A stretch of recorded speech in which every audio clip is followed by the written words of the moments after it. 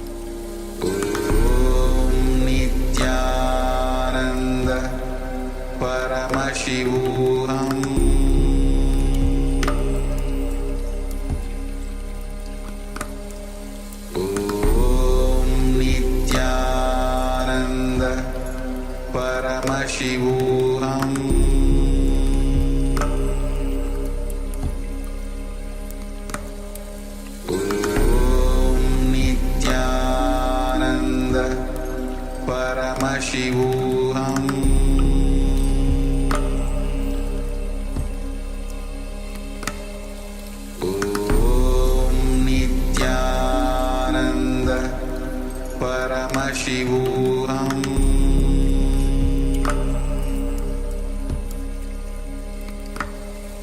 Om Nityananda Paramashivoham.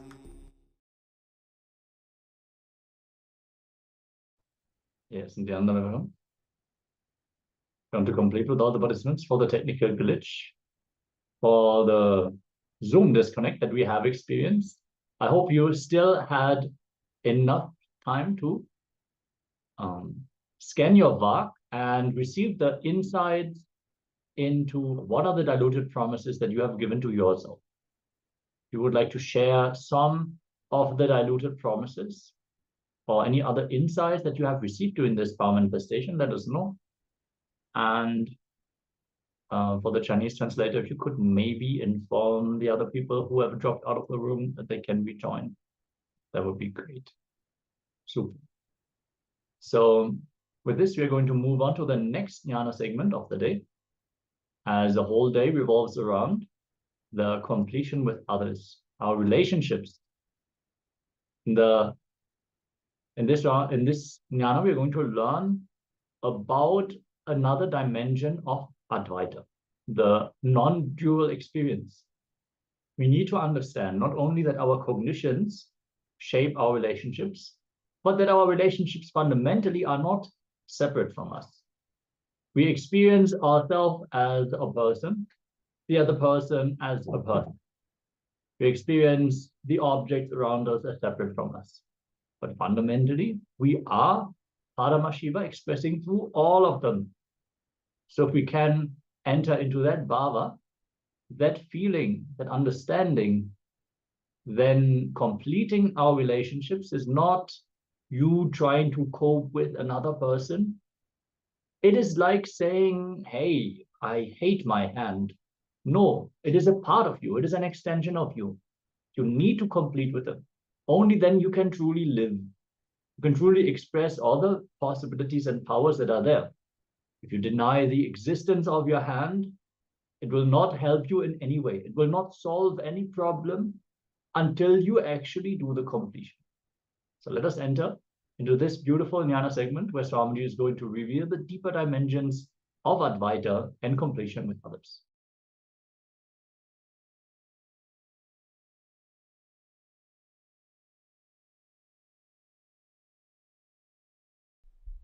Let's start the program. N relationships.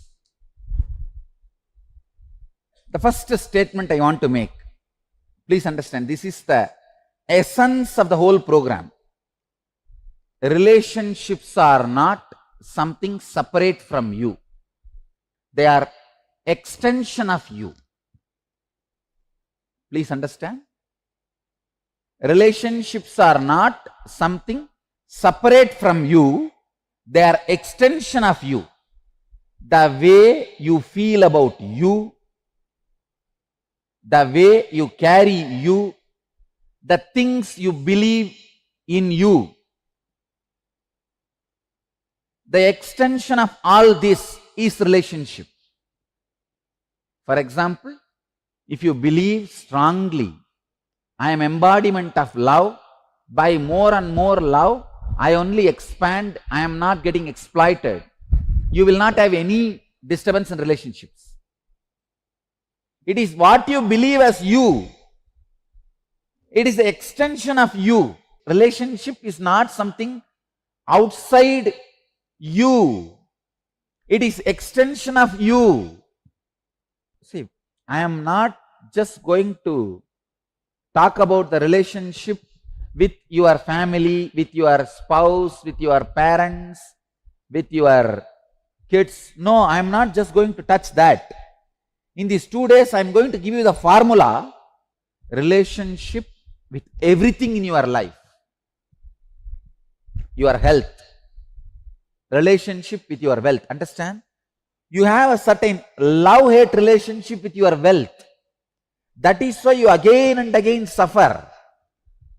The spendthrifts, shopping phobia, all this is nothing but love-hate relationship with wealth. When you know this is your limit and you go on spending, it means what? You just don't have a right understanding with relationship. You just don't have a right respect for relationship. You just don't have right connection for the wealth. Whether it is your wealth and all fears are because you do not have the right relationship with the reality. So I am going to work now very experientially, relationship with wealth, relationship with health, relationship with success, relationship with people. Of course, relationship with people are going to be the main theme of the program, but you will have the formula to work with everything. It is not just people responsible for your suffering. It is your ideas.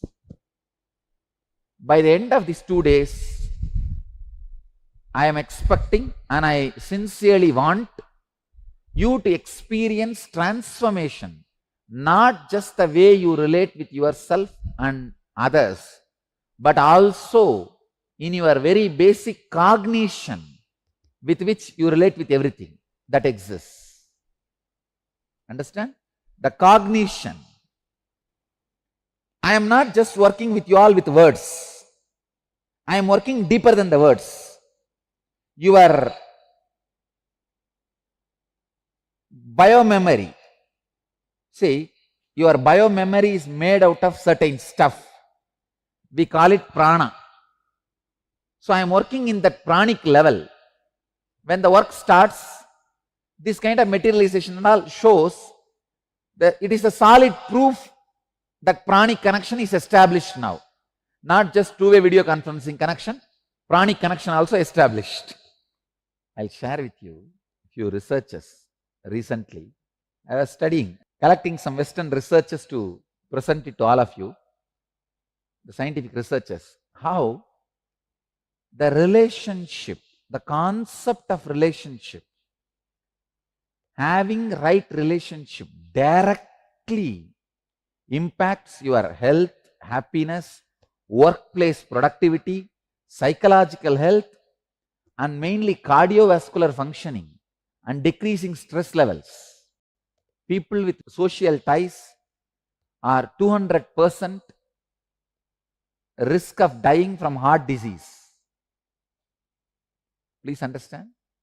If you are kind of a lonely person, aloof, not much friends, socializing, all that, 200% more possibility for you to die in heart disease. I am just reading out the conclusions. Of course, I am not saying just drink and socialize. If you socialize, have more friends, then less possibility for the heart disease. If you socialize and drink, then I can say 300%. Anyhow, understand only the conclusion. Don't interpret in your own way. Same way, people who isolate themselves and live only in loneliness, their effect of stress on them is at least 3 times more than a person who has a lot of friends. And it leads to quicker aging.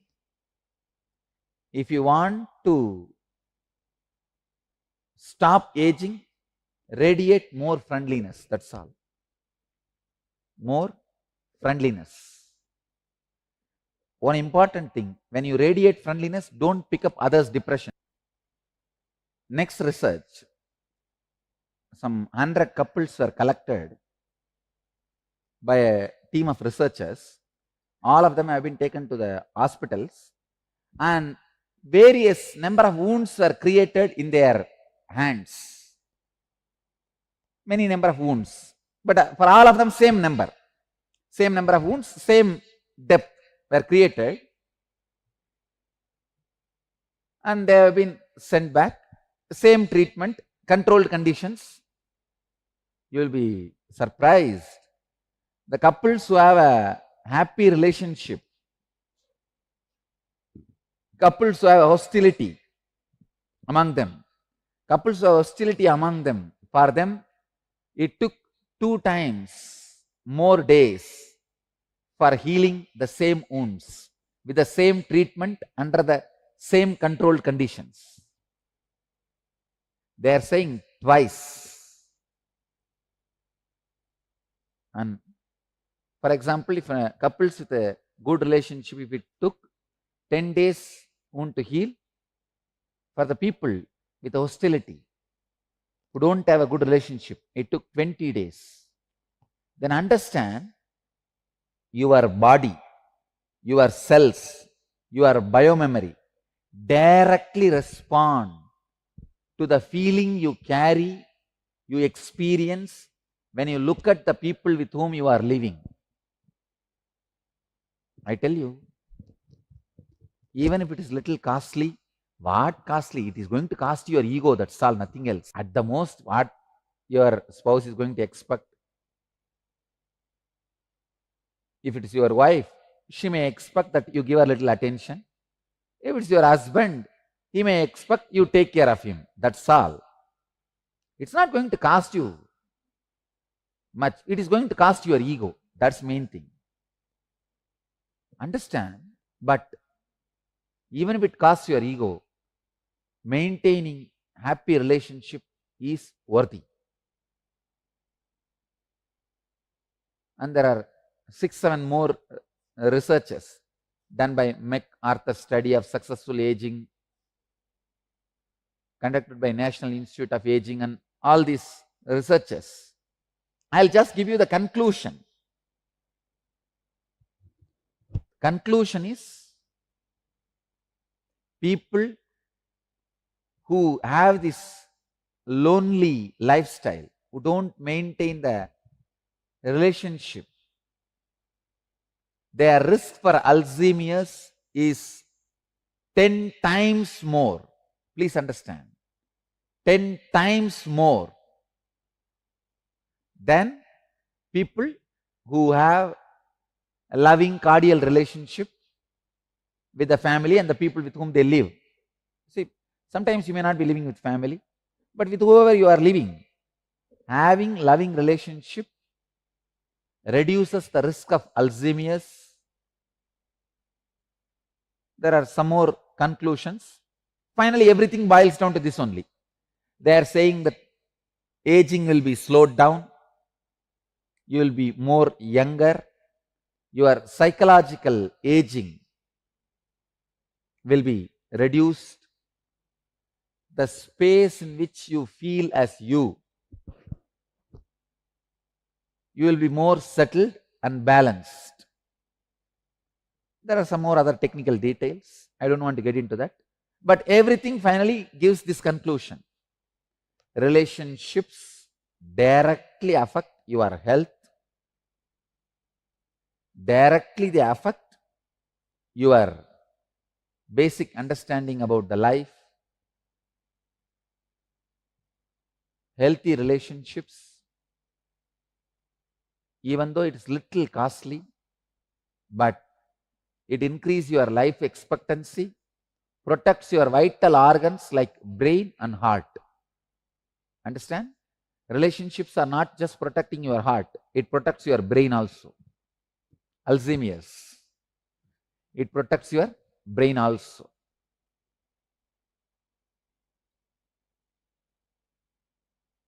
Now I have given you few points why this program relationship. Now I want to tell you why I am taking. As I said in the first statement, relationship is not something outside you, it is extension of you, because it is related to you. Except an enlightened being, nobody can read you as you are. Please understand, an enlightened being knows you much more than you know you. So that's the reason I have taken the responsibility of working on this relationship. It's very tricky subject, you know. When you tell the husband to bend his ego, he becomes antagonistic to me. If I tell the wife, no, you adjust and go, she goes against me. I have a lot of problems just because I try to mend the relationships of the families. See, both the fellows are individually highly devoted to me. Somehow human beings feel for relationship you need to remove some part of your flesh and give, which is not true. It is a wrong cognition.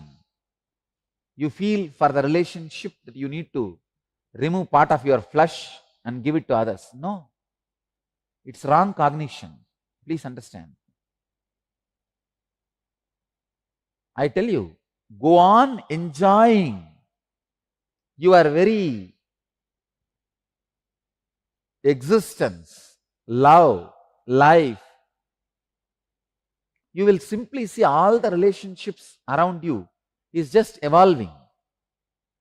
And relationship has nothing to do with anger management. Understand? All these so-called relationship programs run by these intellectuals, philosophers, psychologists, psychoanalysts, they all go on talking about anger management and all these, that things. Understand? It is not about the actions you perform between each other. It is about the feeling you carry in you about whole. See, it is all about you. It is not about anger.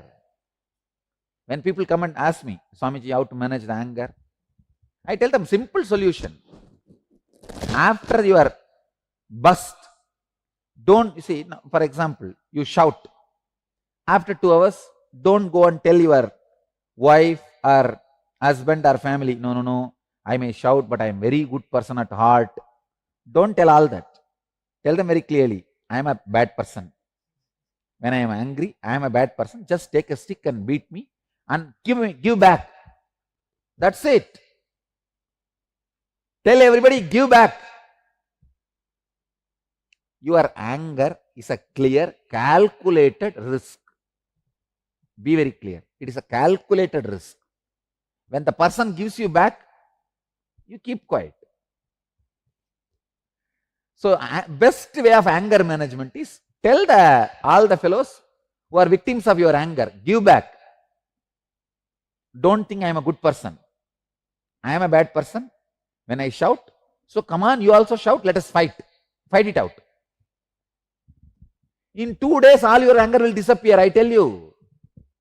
You are covered. Be very clear. But you go on believing when anger comes, you are a courageous warrior. When it goes up, goes down, you say, no, I am a good person at heart. Why don't you look at my heart? All this anger management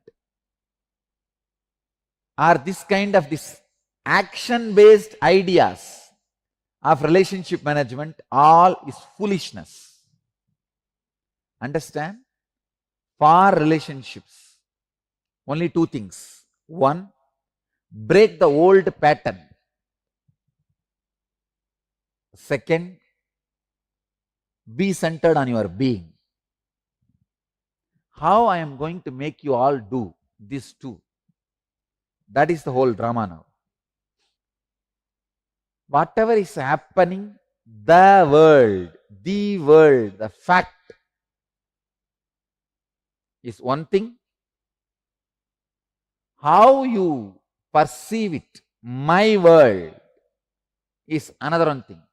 Your judgments, labels, ideas, opinions, interpretations, beliefs, expressions, expectations, memories,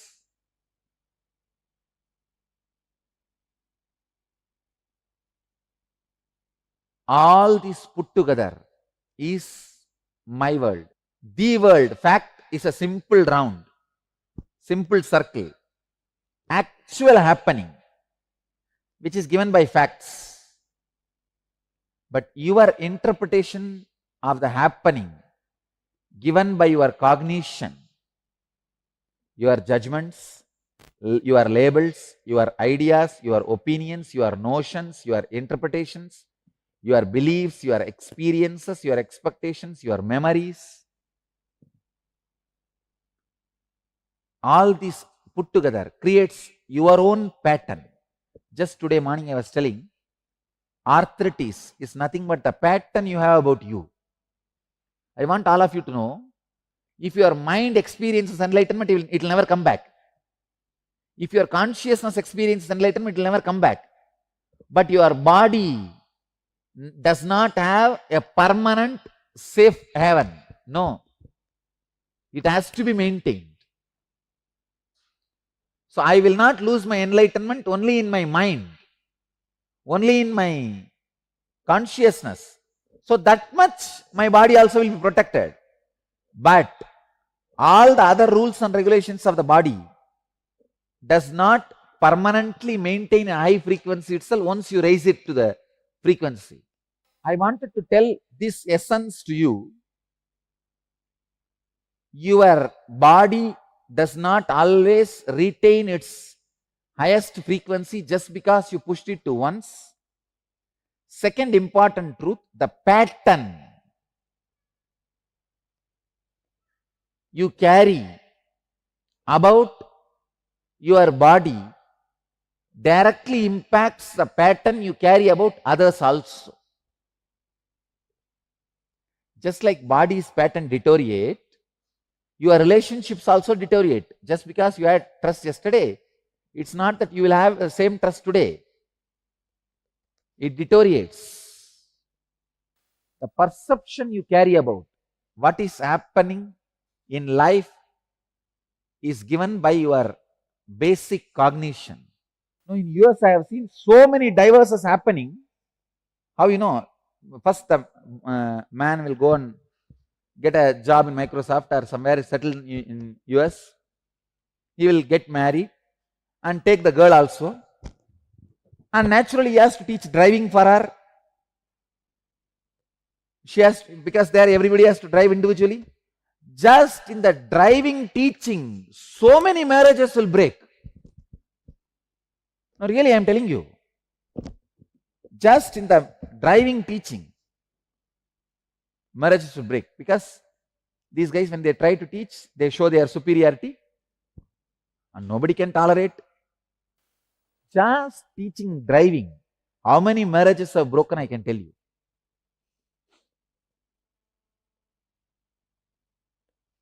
The basic cognition is nothing but the way you receive, process, interpret and respond to any information entering your system through five senses. Your perception, cognition. See, this my world and the world, how you miss, how you add and miss which is not there through your perception. You are almost never in touch with the actual happening in your life, because for you, your perception is the happening. Your perception becomes actual happening.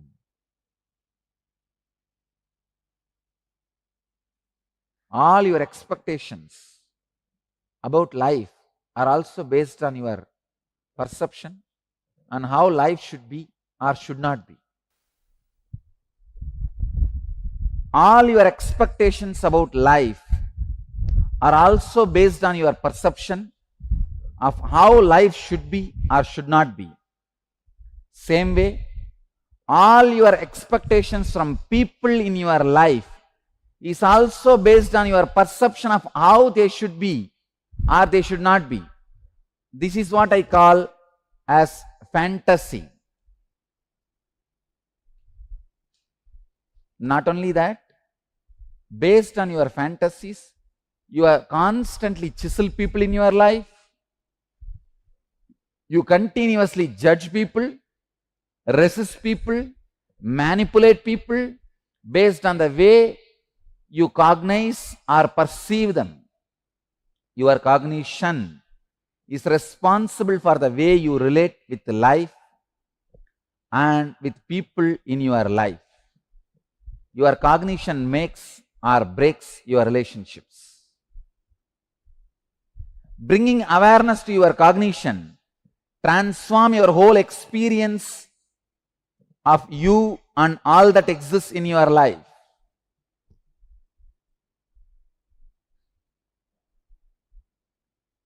I wanted to guide you into an exercise based on this whole thing. Please understand. Please do the exercise sincerely. See, now I can take this class in two ways. One, with a lot of enthusiasm, excitement. Hey, all you guys have come from all over the world. You are gathered in all over the world. You are all sitting. You know, both ways I can run, but only with the excitement. When I stand and do, the results will be there on you.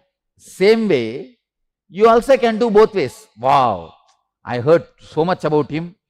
2 days I have a chance to spend around him. Come on, let me sit and let me really take maximum from this program. Let me do workout. Let me really make my relationships beautiful. Or anyhow, my wife has dragged me here. Somehow till evening if I manage, then things are done. How to manage till tomorrow evening without getting caught and nicely sleep? Or without getting caught, somehow push the time. You can do in both ways. You also have choice, I also have choice. Which choice shall we choose? Anyhow, I am going to choose first choice only. I am going to be excited. I am going to do it. Now it is up to you. You are going to choose the first choice or second choice. If you are choosing the first choice, really doing it, then do it. See, the whole program, I made it based on exercise and experiments. Experiential. Because these concepts which I am talking to you, I am talking nowadays every day in satsang. So, all these ideas you will get it in the morning satsang itself. You don't need to be here for the class.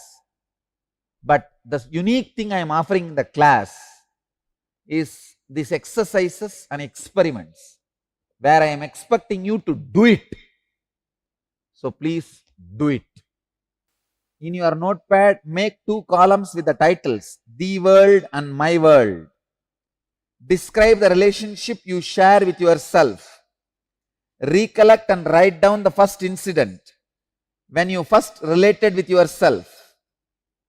Describe vividly what were the very first impressions you had about yourself in your life. First impression I had about myself as a Swami. This Raghupati Yogi taught me, hey, you are a Swami. I said, what is Swami means? Swami means, he described very clearly, all powerful, all knowing. You will not be bound by the ordinary body. I could not understand. But anyhow, I memorized. In Tamil he said, in Tamil, my mother tongue, he said, I memorized. But I can say still, that one concept, oh God, what it has done to me. Write down the actual incident under the world column. Under the world column, write down your cognition about yourself under my world column. Please understand. Write down the actual incident in the world, fact. Write down your cognition under my world column. The 2 columns, the world and my world. Describe the relationship you share with your mother and father. Write down the first incidents. You see, if you are brought up by somebody else other than your biological father, I wanted you to write only the stepfather who brought you up. Please understand. I am asking you to write about the father, mother who brought you up, not just who gave birth. Fortunately for many people, both are same. Biological father only brings them up. Unfortunately for some people, biological father, mother are not bringing them up. So when you write, you need to write only the people who brought you up. They are responsible for all these things. Describe the relationship with your father and the mother.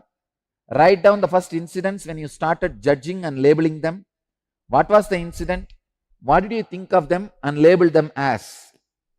Describe how your mother actually is under the world column, and how you experience her under the my world column. Describe how your father is under the world fact column, and how you experience him under my world column.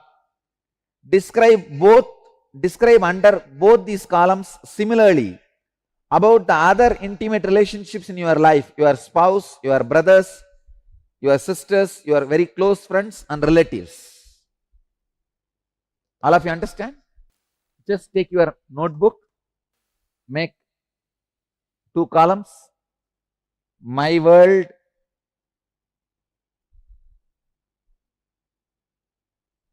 the world. See, one side, the world, fact, the other side, my world. Make the column. See, actually, when you wrote the world and my world, many of your own misunderstandings you will understand. Many conflicts you created, you will know the pattern now. How the conflicts are raised, created in you. Let me listen. Who is ready to come out? And come on. The fact, the world, and your perception, my world.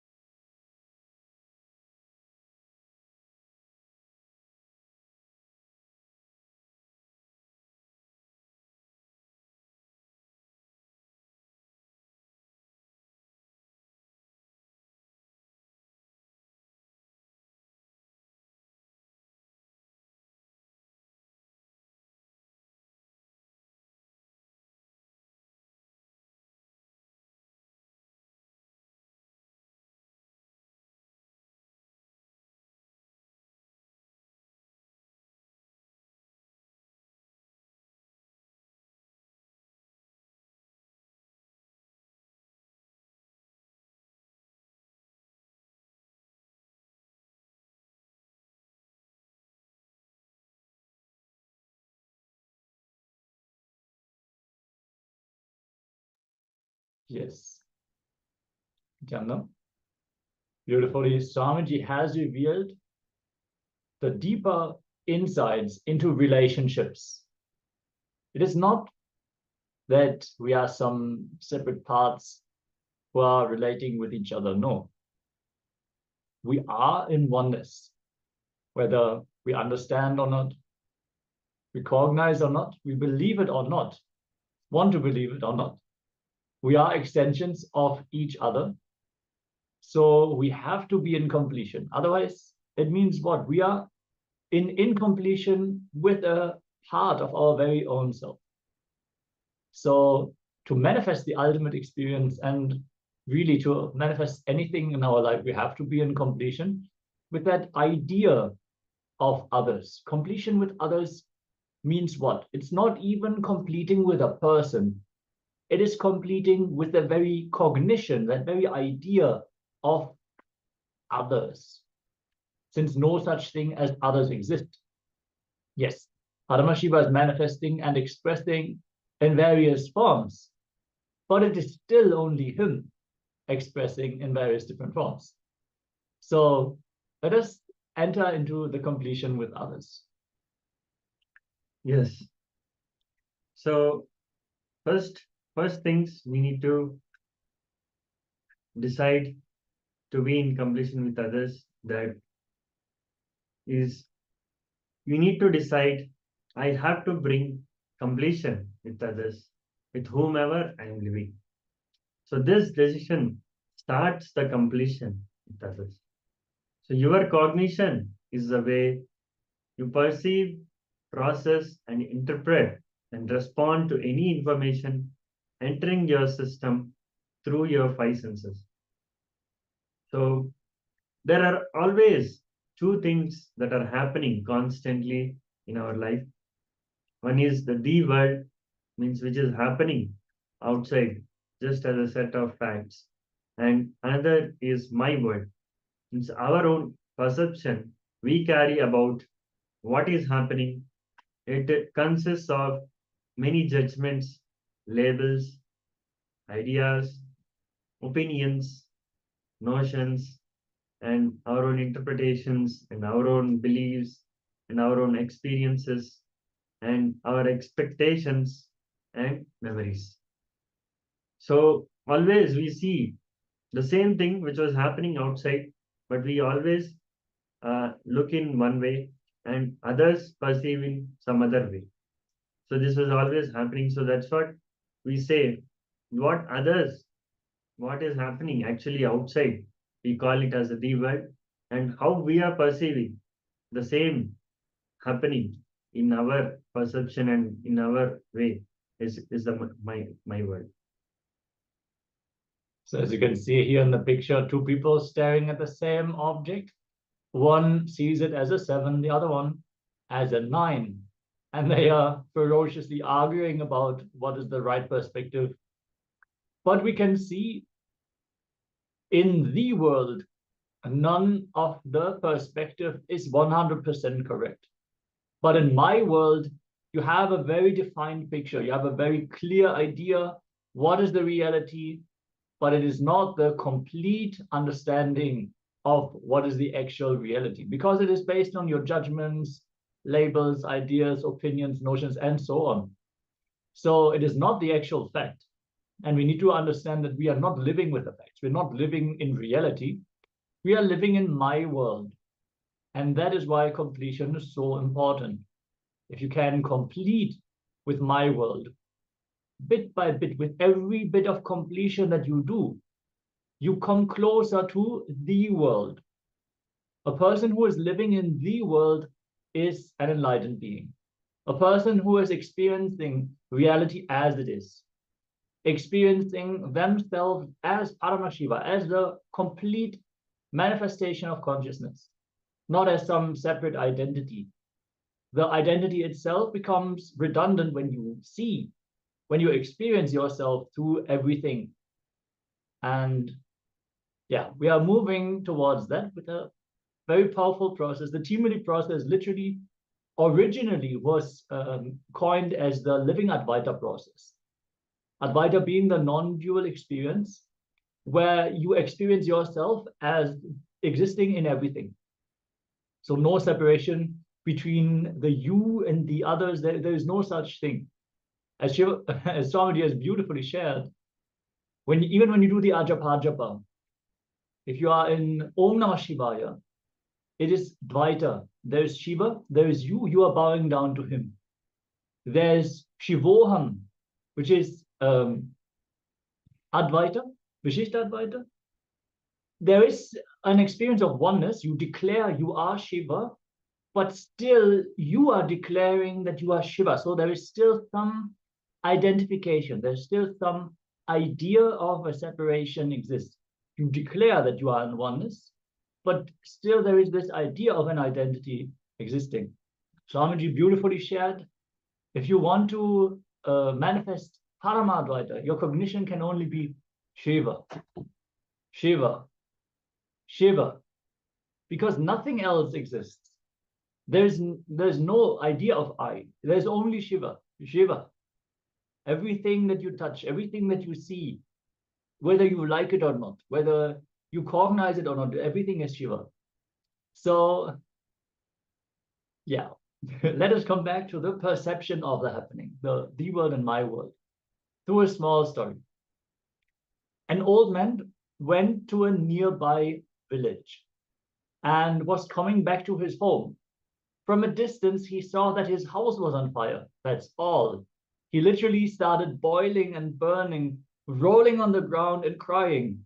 One of his sons came to him and said, "Why are you crying, father?" The old man said, "Oh, my house is on fire. My house is on fire." The son reminded him, "Don't you remember?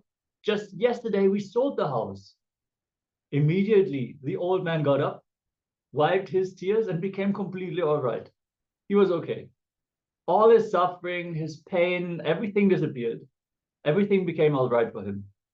But in a few minutes, the second son came and told him, "Father, we sold the house, that is true, but the money has still not come to us. We have not yet received the money."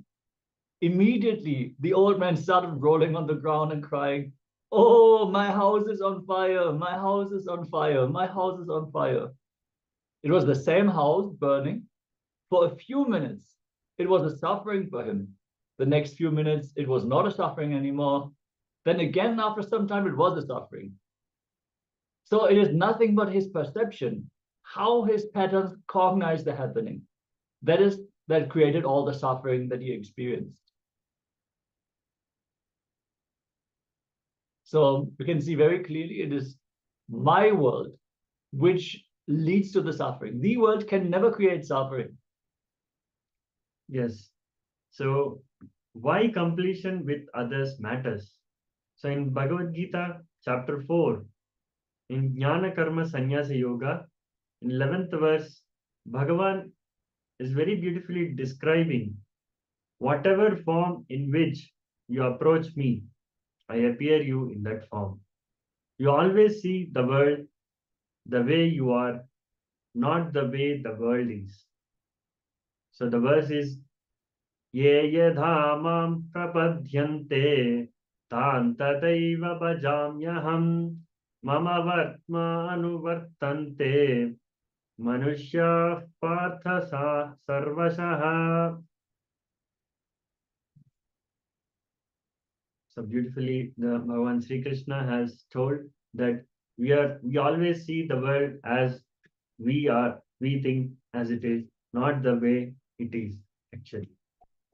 Yeah, if we ask people about how they feel about the world, it is so vastly different how they experience the world and what aspects of the world people are focusing on.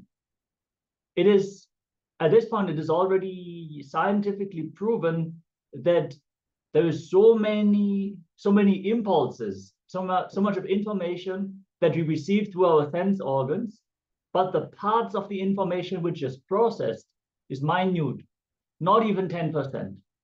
So we immediately discard all the information that is coming from our senses based on what we already believe. So there might be a beautiful scenery, but there might be like a piece of trash laying around. Depending on your mental setup, you might only focus on that piece of trash and you might get angry. Look at the people, they are trashing up this place, and you completely miss the entire scenery. So based on our mental setup, we experience every situation of our life, every relationship that we have. So the completion with others is most important if we want to have successful, beautiful relationships. Yes, we are facing some technical difficulties. We're going to continue the session in just a few moments, trying to fix some internet issues that we are facing.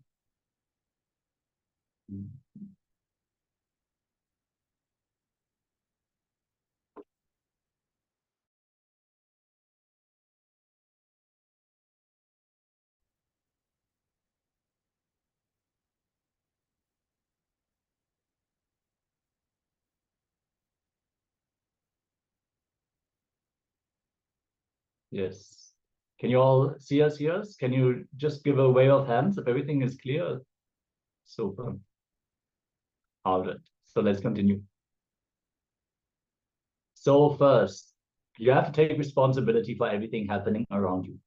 You have to cognize that you are the source of everything happening around you.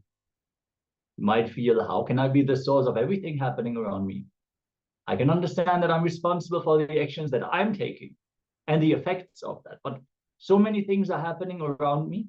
How can I be responsible for that?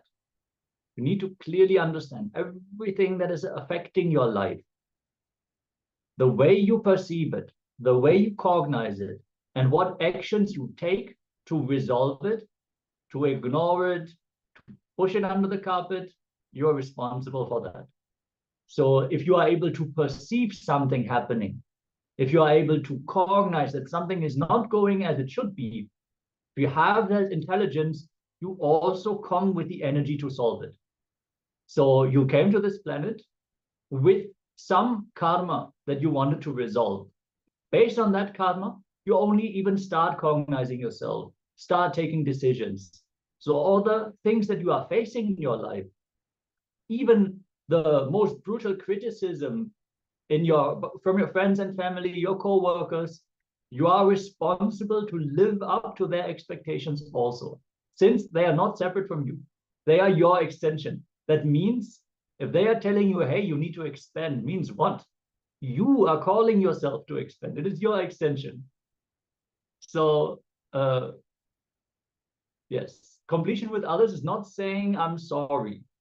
It's not apologizing. It's not about being wrong or right. It is not about that at all.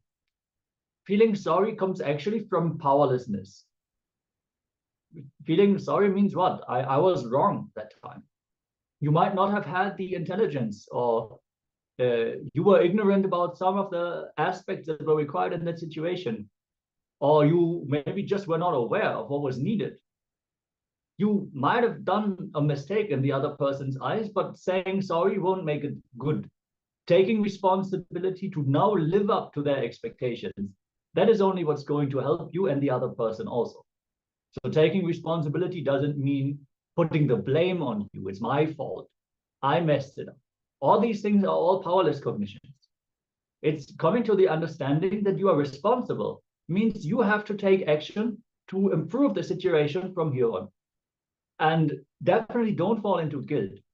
Swamiji clearly says, even if you're smoking for 20 years and you know you're destroying your health, feeling guilty about this will not help you.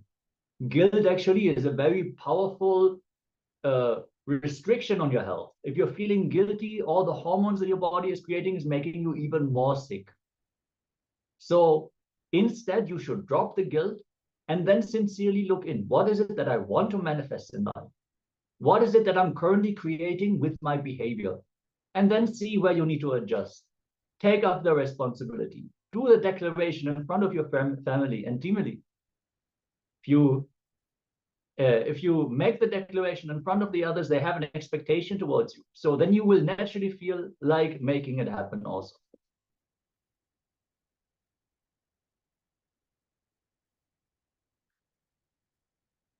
So anything you consciously build, that only will stay with you and makes you more and more powerful. So true love and true relationships is your birthright. Fulfilling relationship means relationships that remind you again and again of and give you the experience of oneness. So the purpose of completion is not just healing your relationships, that your whole energy and consciousness will be different when you do the completion. So please know that what happened was not wrong, and what is happening is right. So completion is right, and past is not wrong.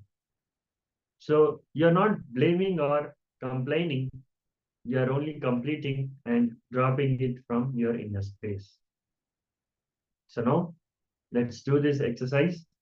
So now let's make a list of all the relationships that were a part of your life at some point, and start with the most intimate relationships like your mother, father, and your siblings, and your friends, spouse, children, and guru, and God, etc. So you can even include your pets, plants, those who are not in the body also right now. But if they were a significant part of your life, then please note it down. So let's make a list and then we'll move on to the next. Let's take a few minutes. Yes, let's take a moment and start writing down the relationships that matter in our life and those who we want to complete with. Make sure you have enough paper ready for the upcoming exercises as well. It's going to be important. We're going to dive deep. Today is a very powerful day. Completion with others is literally one of the most important and powerful exercises that we have, because others are directly mirroring us, that are directly another perspective on the things that we do not want to see about ourselves. So let us enter into this completion process.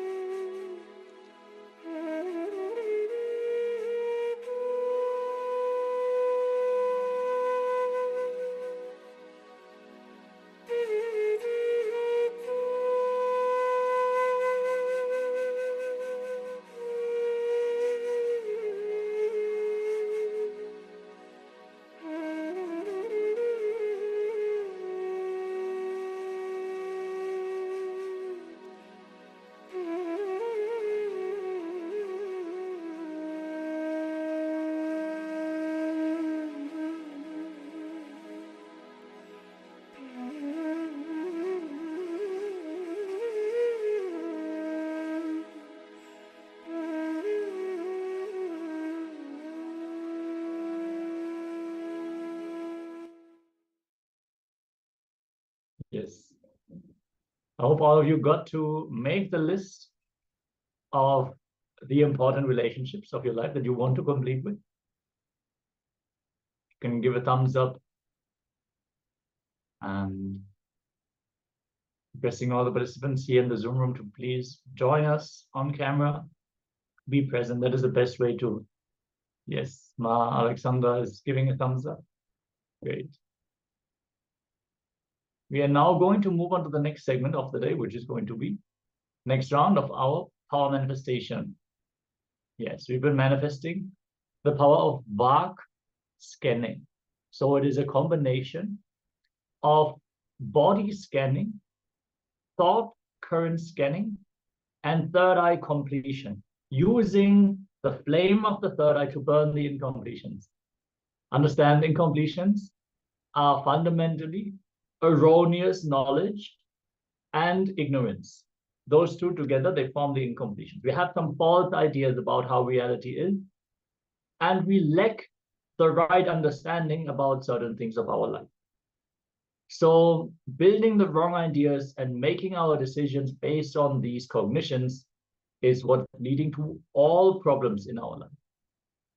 Even if we come too late for work, be very clear, it is based on an incompletion, a wrong understanding that leads to certain decisions that you are taking in your life, leading to that incident.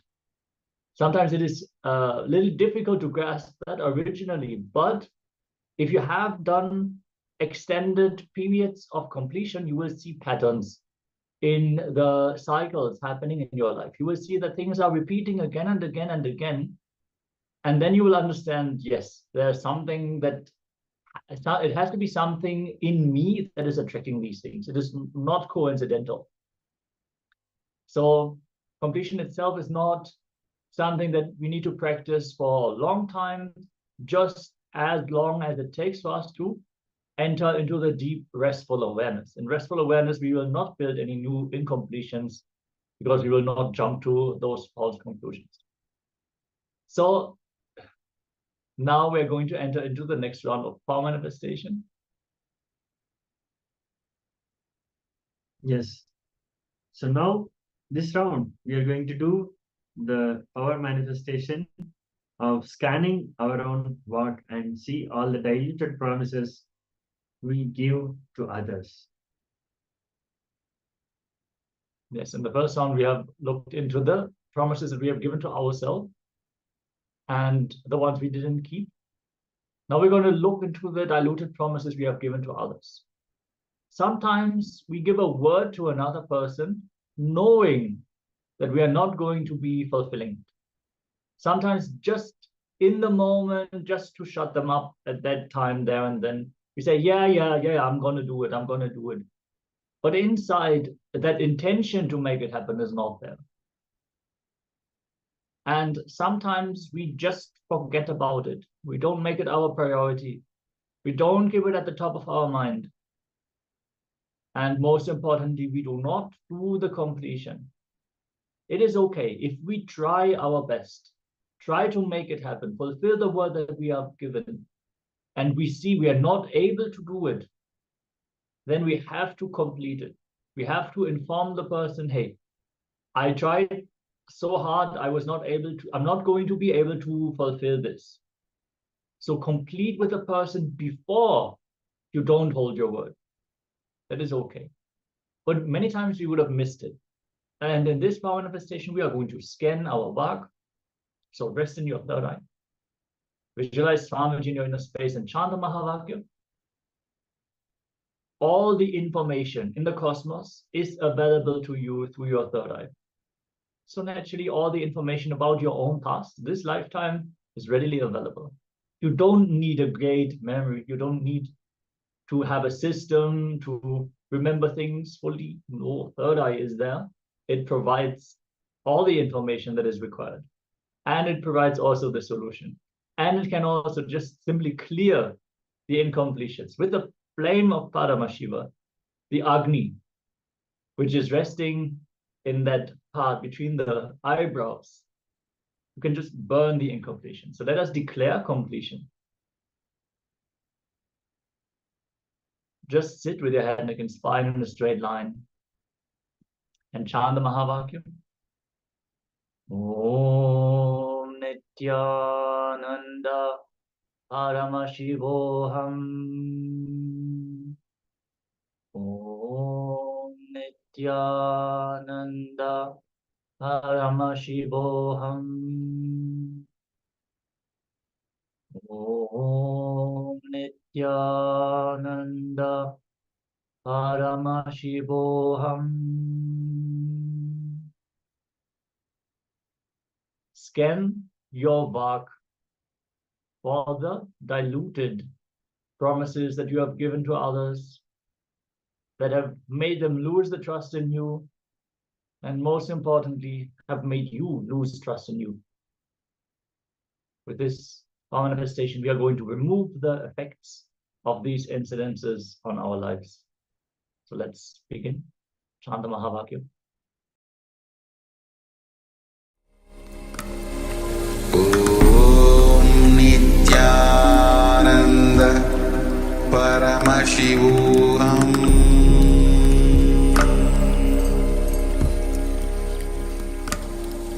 Om Nityananda Paramashivoham.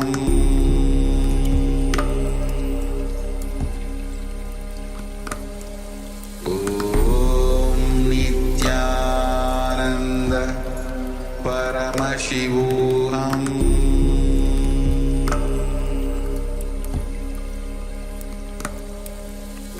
Om Nityananda Paramashivoham. Om Nityananda Paramashivoham.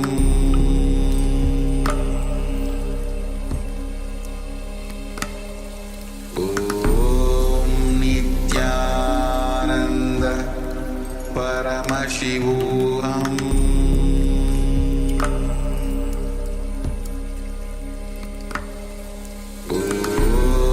Nityananda Paramashivoham.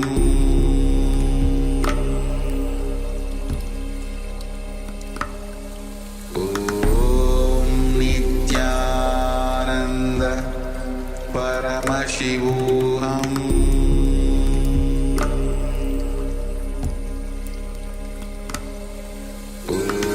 Om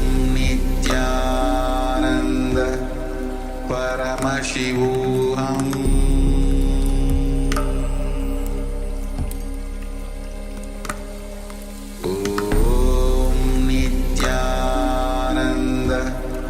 Paramashivoham. Om Nityananda Paramashivoham.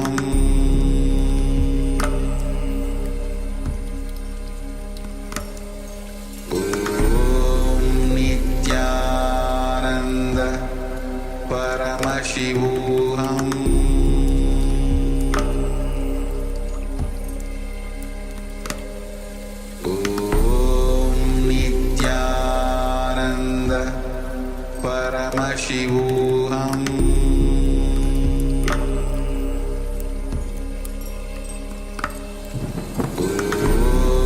Nityananda Paramashivoham.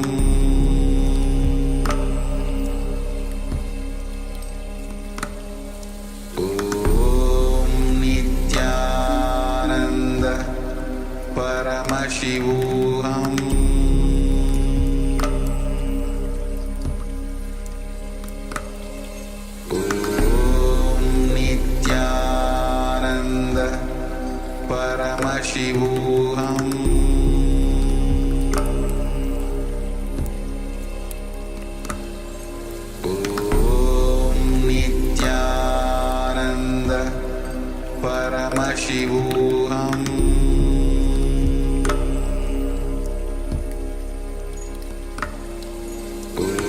Om Nityananda Paramashivoham.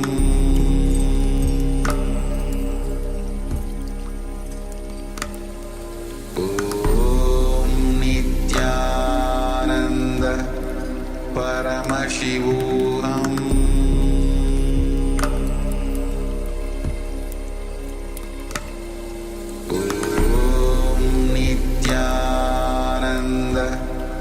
Paramashivoham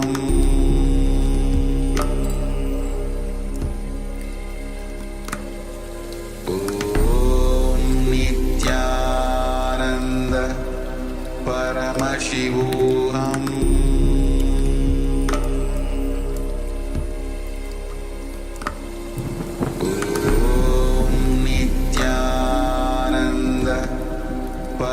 Paramashivoham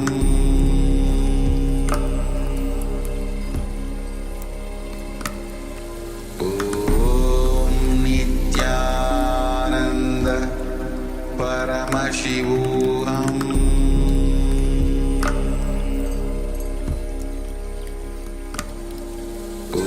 Om Nityananda Paramashivoham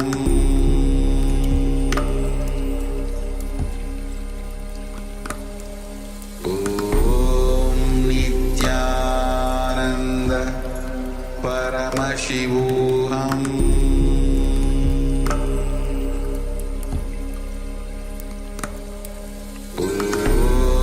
Nityananda Paramashivoham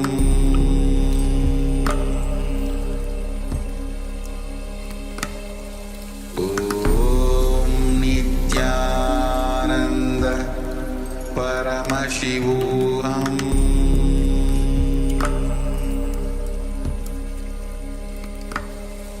Om Nityananda Paramashivoham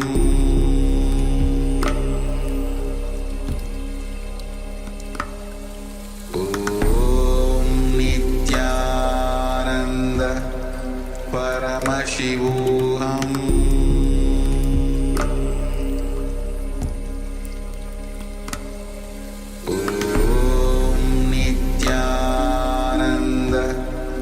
Paramashivoham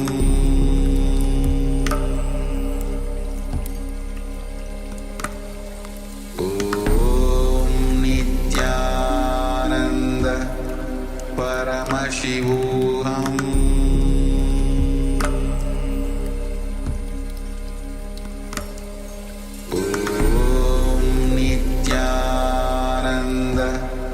Paramashivoham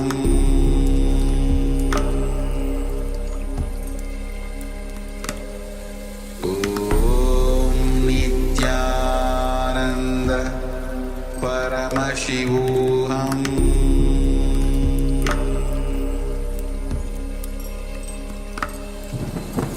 Om Nityananda Paramashivoham Om Nityananda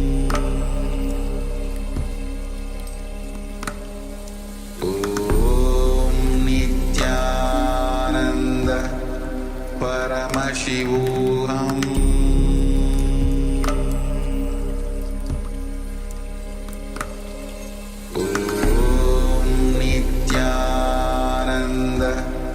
Paramashivoham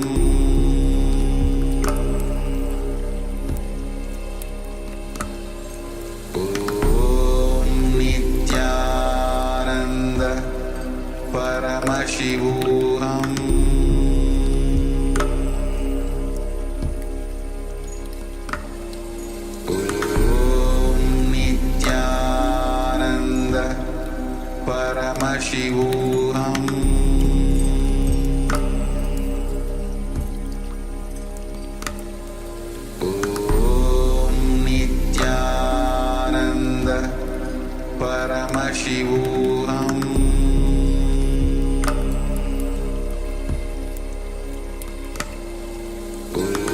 Om Nityananda Paramashivoham Paramashivoham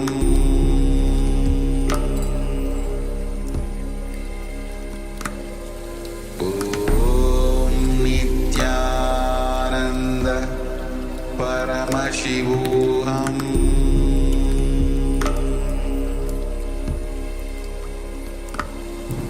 Om Nityananda Paramashivoham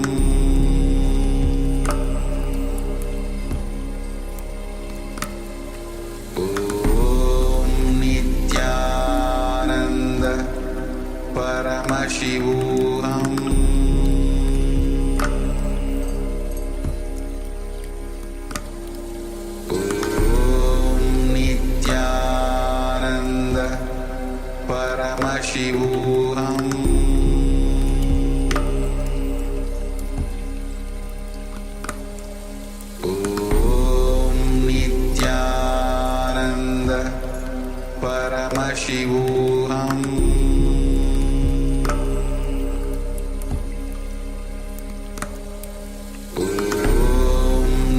Nityananda Paramashivoham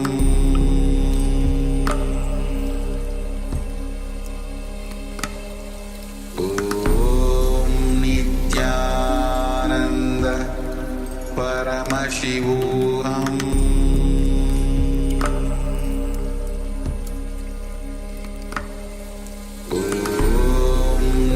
Nityananda Paramashivoham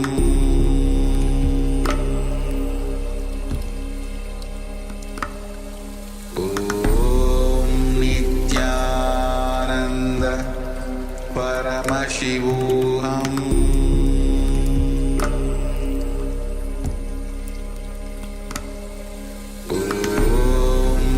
Nityananda Paramashivoham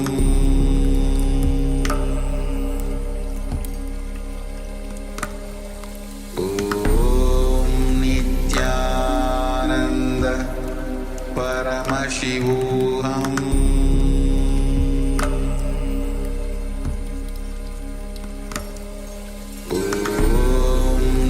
Nityananda Paramashivoham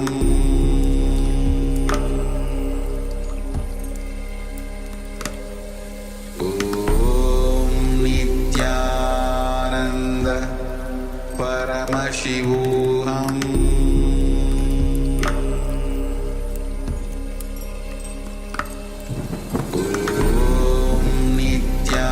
Nityananda Paramashivoham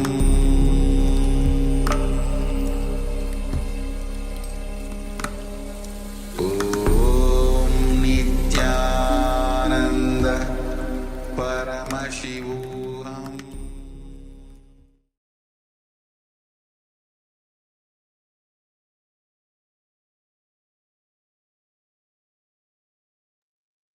Yes, you can settle down. Welcome to the new Chinese translator. Let us all share our experiences, whatever was revealed to you during the Vak Shakti scanning. Ma Alexander is already sharing. Thank you so much for sharing your insights. Yes, the priority to know who I am. That is exactly the very essence of Paramashivoham, right? The word itself is giving it away, but it's only the declaration. We want to manifest the experience that we are Paramashiva, the experience that we are expressing not only through this body, but through all the relationships that we have, even through the objects around us. Paramashiva is Jiva, Jagat, and Ishvara, all three. So it is the individual which is experiencing, the world that is being experienced, and the ultimate consciousness. Yes. So if there's anyone else who would like to share whatever they have experienced during this power manifestation, or the insights of completion that they manifested, any declarations you want to make from here on, how you're going to move, how you're going to hold yourself, especially towards others. You can also post the declarations in the chat. Whenever you make a conscious declaration, a Satya Sankalpa, you create the space for it to manifest. You let it enter into your depth. Yes.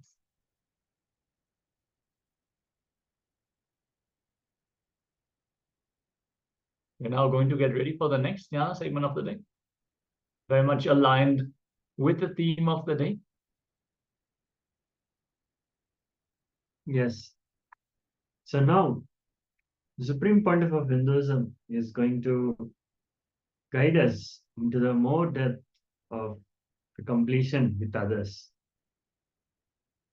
Like some of the great assets he's going to share with us, and how completion is actually a responsibility, not apologizing.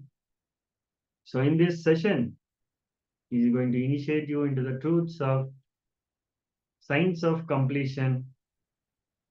So you'll know how to be powerful in front of the reality and with reality, and you will know where you can change and where you have to change and how to complete with others, and the ability to speak into the listening of the others.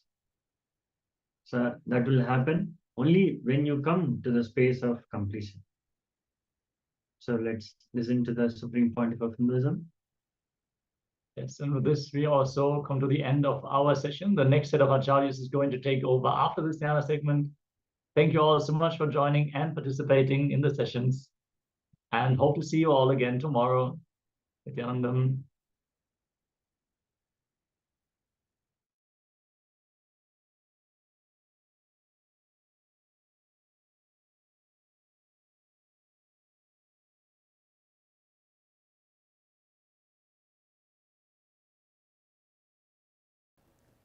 Please understand, you have to have tremendous sensitivity towards human being unless you are a great master. If you are a great master, you should not have any sensitivity to human emotion because they are useless.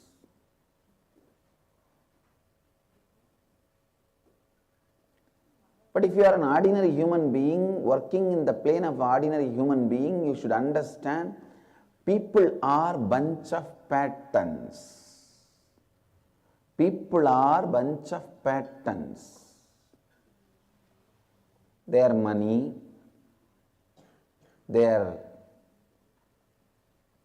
land, their properties, their wealth, all that is of a great help. Please listen, all that is of a great help in their life. Listen, I am giving a very important example. For a person, his money, his land, his car, his relationships, all that is of a great help for him. Because he thinks all of them are great help for him, he starts thinking slowly all of them are part of him, and develops many patterns related to them, and lives as a bunch of patterns. Please understand, when you make 10 crore or 100 crore, you plan, your Vamsha, all of you will live with that money. But by the time you make that money, you start thinking that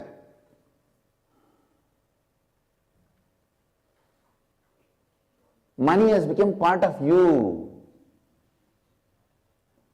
and the patterns around money has become part of you. Understand, then by the time you have 100 crore, you are no more capable of living because you have already become a bunch of patterns. Bunch of patterns. Human beings are a bunch of patterns. So, even when you do good to them, even when you want to do good to them, you have to go near them very carefully. You have to talk into their listening very carefully, with a lot of sensitivity. In your case, a normal man is supposed to create the space and completion in you and share that space with others. That is what is completion with others.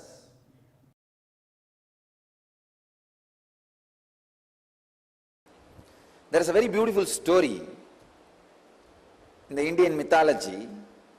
Once Ganesha and Subramanya, both of them have decided to have a challenge that who will quickly go around the world 3 times.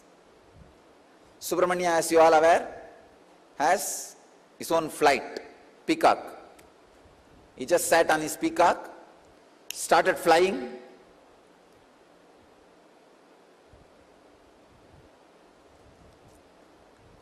crossing the continents, crossing the oceans, hills, once, twice, thrice.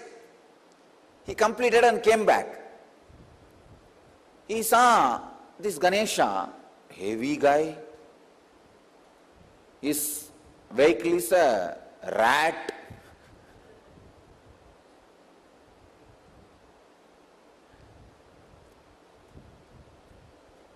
But this fellow claims he won the game by going around Shiva and Parvati 3 times.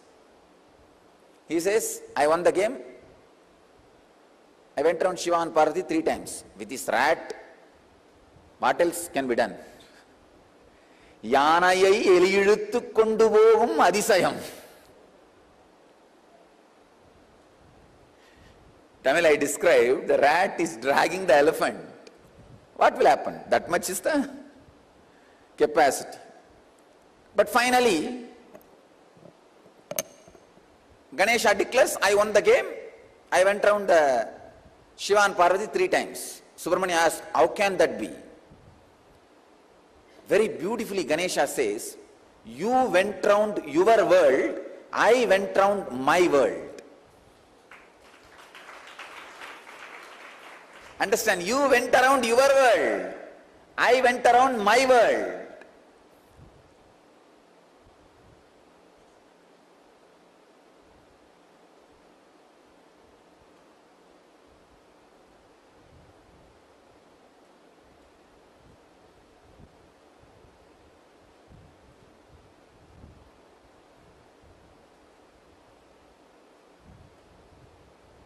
You went around your world, I went around my world.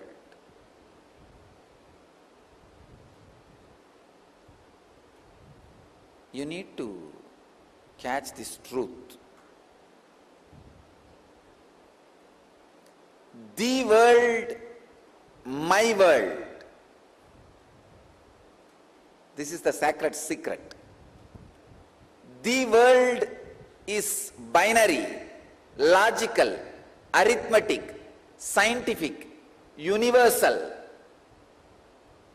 My world is emotional, based on faith, beliefs, experiences of individual perceptions,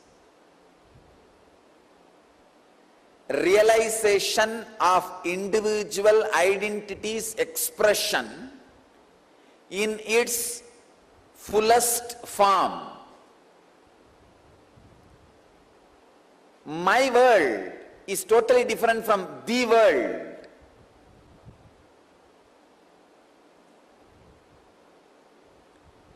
When my world is completely in tune with the world, you are a Jivan Mukta. When there is no conflict between my world and the world, please understand, people who are always going around the world are caught in agitation, anger, stress, rajas. People who are completely caught in my world sometimes can miss the world. Here, Ganesha is successful not just because he was centered on my world, he was centered on my world which was in tune with the world.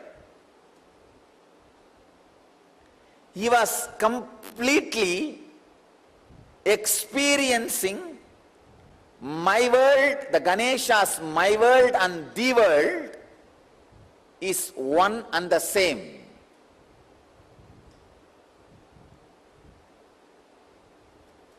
Ganesha's my world and the world has become a solid experience for Ganesha. Understand?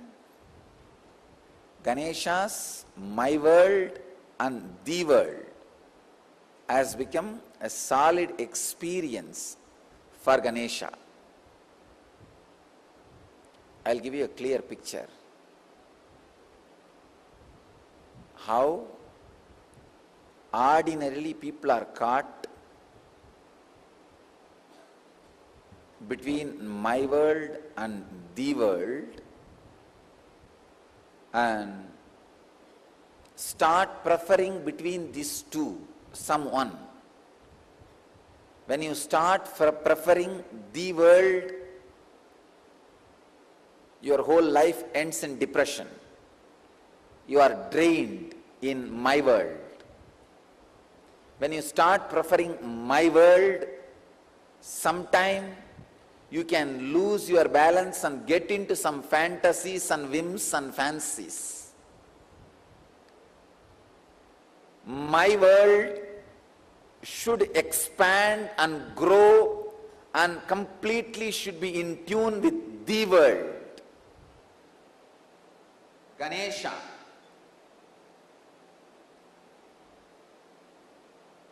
Is my world.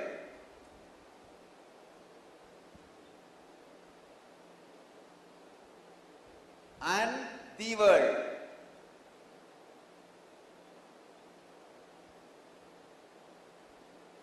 Both are in tune because Mahadeva, Shiva, and Devi. Please understand, Shiva and Devi are really the world, and Ganesha also experienced Shiva and Devi as my world. Please understand, they were really cosmos, and he is also experienced them as cosmos. So the my world and the world has fallen in tune as the experience of Ganesha. So he going around Shiva and Devi is literally going around the world. Even though he said he went around my world, in his case the my world is the world. Usually human beings who give preference only for the world become extraordinary materialists, but end up in spiritual poverty. Spiritual poverty, depression, utter depression. Same way, people who prefer only my world sometimes end up in hallucinations without falling in tune with the world. Understand, the world can't be rejected as you think. Misunderstandings about the world should be rejected.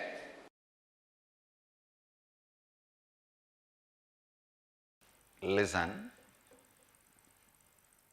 completion with yourself is more like a spiritual practice. It is with completion with others, the life itself starts. Listen. It is from the completion with others. The completion with others. I can say, this was the greatest contribution of Vivekananda. Swami Vivekananda's greatest contribution to Hinduism. He brought this idea of completion with others to the front.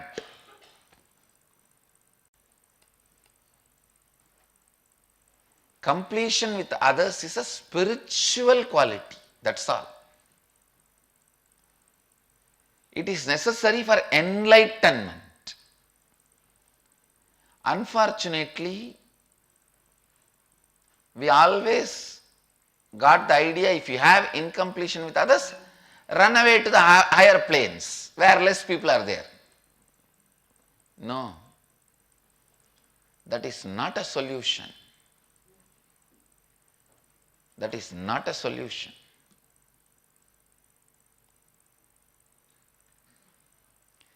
Completion with others is the basic necessity, the basic quality you need for enlightenment. Understand? People sometimes ask me, how do I know whether I am suppressing or completing? If you are able to be in the space of completion with others, you are completing inside you with you also. If you are not able to be in the space of completion with others, then inside you are not completing with yourself, you are only suppressing.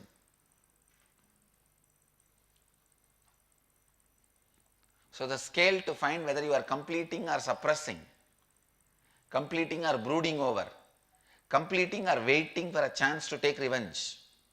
I have seen many people, in the name of completion, now I am completing, but I am not going to keep quiet. I will wait for time.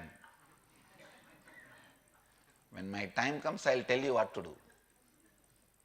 I will do what needs to be done. Completion with others is a spiritual practice. Completion with yourself is like Mahadeva. Completion with others is like Devi. Devi is required for the life to happen. That is why in all our temples, I have put Devi along with Mahadeva. I have not put Devi as a separate deity.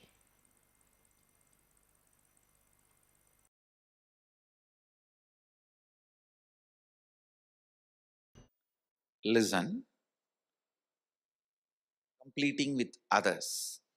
Others means not just only your father, mother, husband, wife, brother, sister, the human beings around you. We will start the completion with everything with which you are living.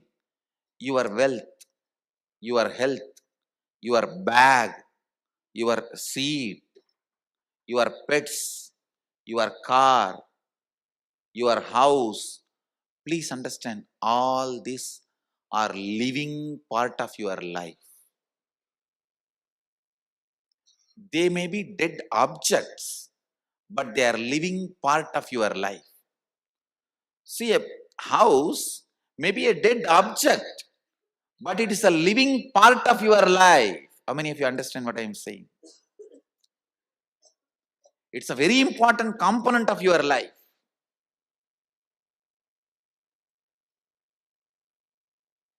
First, we will start completion with all the human beings with whom we are living. First step, completion with everything. With every human being. First thing you need to do is deciding, I have to bring completion with others, with whoever I am living. I have to bring completion with whoever I am living. Even if they don't want, I will stretch my best and I will decide I am in the space of completion. Whenever they want, I am open to have them. I am open. I am going to be in the space of completion. Whenever they are also ready, it will become completely complete. Understand? Completion with others does not mean you are going to apologize to them. No. Apologizing is not completion. Asking sorry is not. So many people were saying, I want to apologize, I am sorry. No. I am sorry is not completion. I am deciding to drop hurting pattern in my life, or any incompletion, misunderstanding, anything. I am deciding to drop, and I am deciding not to bring them, not to give life to it again. See, past, you can't say you are wrong or you are right. No one can say you are wrong, you are right. It is not apologizing. It is not feeling sorry for the past. No. Deciding, I am dropping this incompletion, hangover of the past, and I will not allow this to happen once more. Completion is actually responsibility, not apologizing. See, apologizing or feeling sorry comes out of powerlessness, but completion comes out of responsibility. Understand the difference. Please listen, see the difference. Now when I am saying you need to complete with your mother, with your father, with your brother, with others, I am not asking you to apologize. I am not asking you to call them and say, oh sorry, oh sorry, oh sorry, bus bus. No. No. Feeling sorry comes from powerlessness. That is not completion. When you call, you explain, this is what has been perceived by me. Here, I am not interested in looking into you are wrong or I am wrong. That will only create more and more anger, hatred and suppressed violence. I am only saying one thing. I am ready to drop the past and its powerlessness, incompletion. I am declaring I am dropping the past and I am complete. I don't have incompletion. And I will not create any incompletion anymore. Your decision and declaration, when it reaches them, you will suddenly see they also open up and start coming towards completion. But first, you need to be prepared.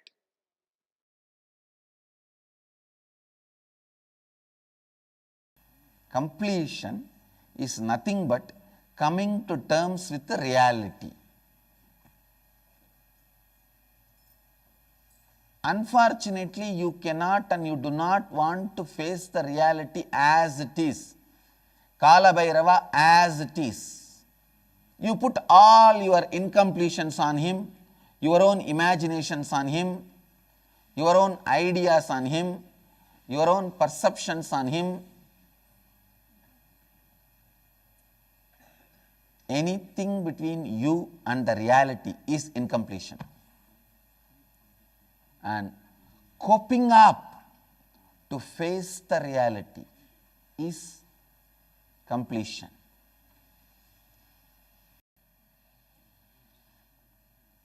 Please understand, when you are alive, make heaven for you. By creating completion within you and completion with others. While you are alive, make heaven for yourself. While you are alive, make heaven for yourself.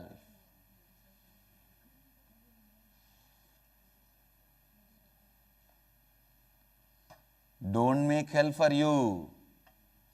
While you are alive, make heaven for yourself.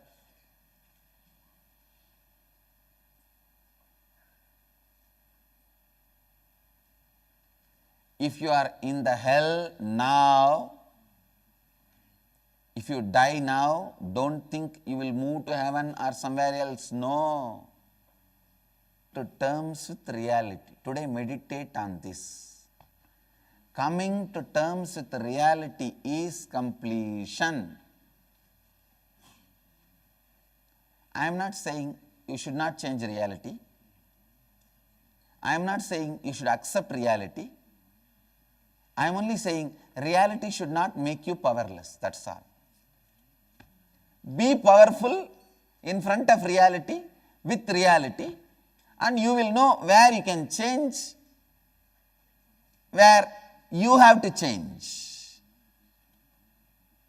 Where you can change and where you have to change. Just decide, no powerlessness.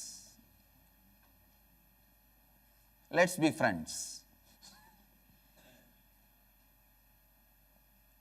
That's all you need to do with the reality. No powerlessness. Let's be friends. I'll be powerful. You will be powerful. Let both of us be powerful. Coming to terms with reality is completion.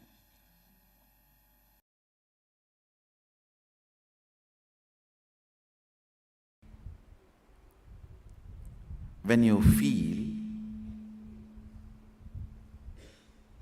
the idea of life is enemy is completed, you are in love. Same statement from the other side. When somebody loves you, when you feel the love of somebody, understand? Love is actually a power. When somebody empowers you with their love, suddenly the idea life is enemy will be forgotten. Understand? Listen carefully. I am not saying when you feel empowered by somebody's love, when you love somebody and empower, the poverty will disappear or the disease will disappear. But I am saying, when you are empowered by love, when you empower somebody with love, the idea life is enemy will disappear. You will justify even the state you are experiencing. Even if you manifest poverty, you know how to cognitively justify. You will say, oh, I may be in poverty, but life is not enemy. Life is just. I know.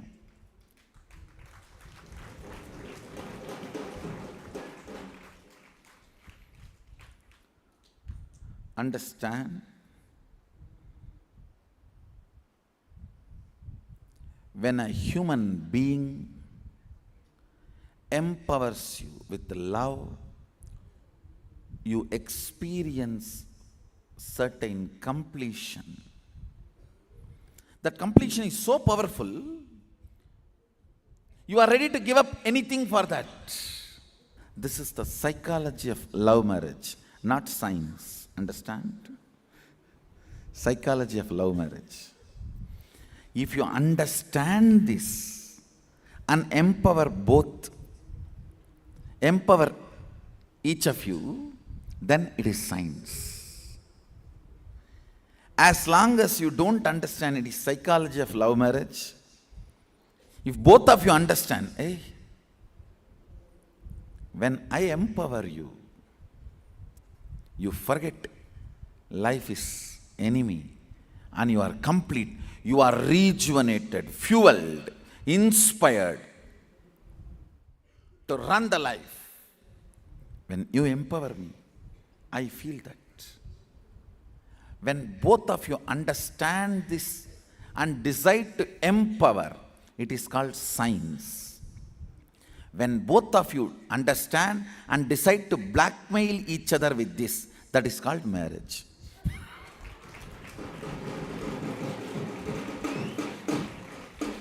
Understand? The fourth vow in Saptapadi is all about this.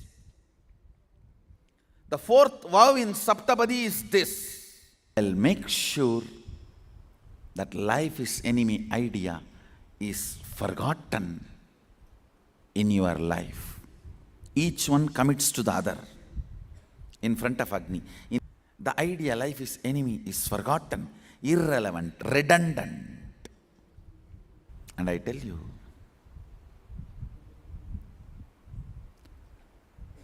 when a cosmic being loves you and empowers you, you just start manifesting powers.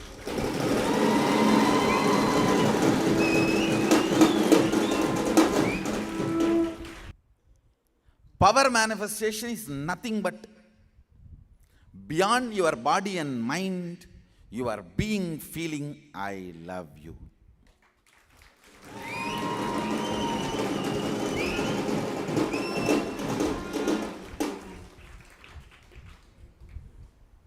Understand?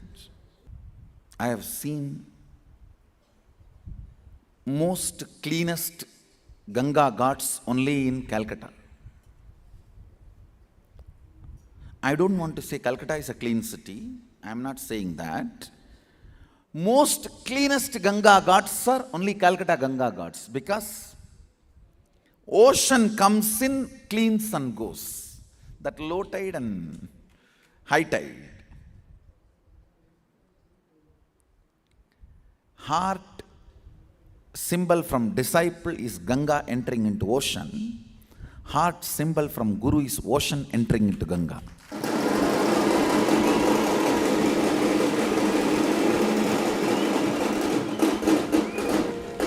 Heart symbol from that side to this side is completion. Heart symbol from this side to that side is power manifestation.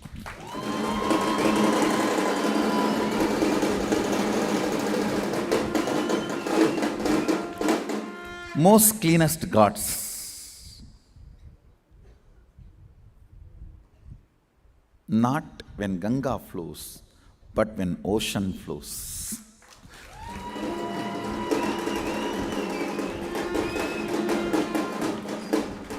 Most cleanest gods, not just because Ganga flows, but because ocean flows.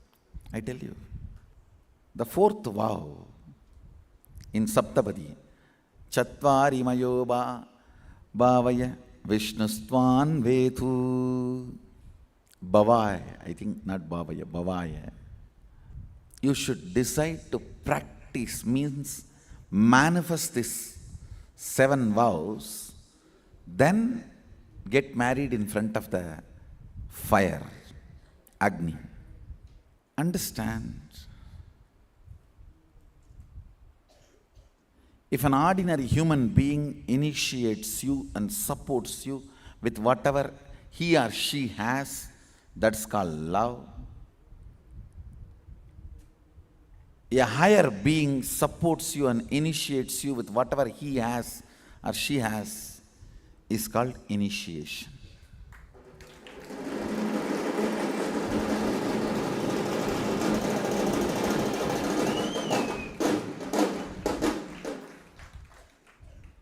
Understand,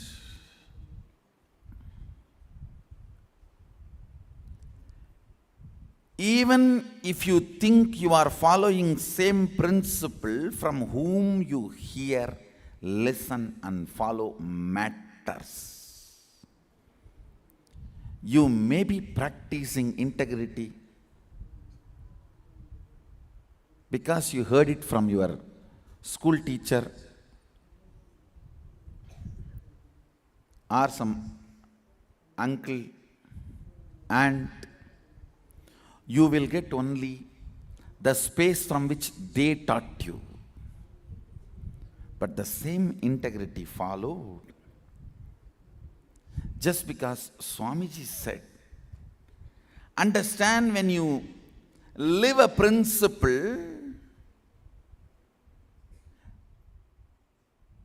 the remembrance who gave you that brings Shaktipada in you.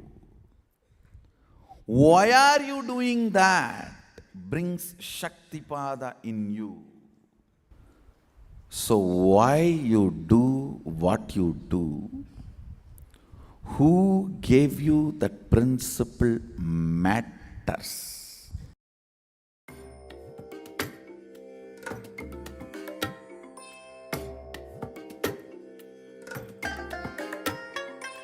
I bless you all.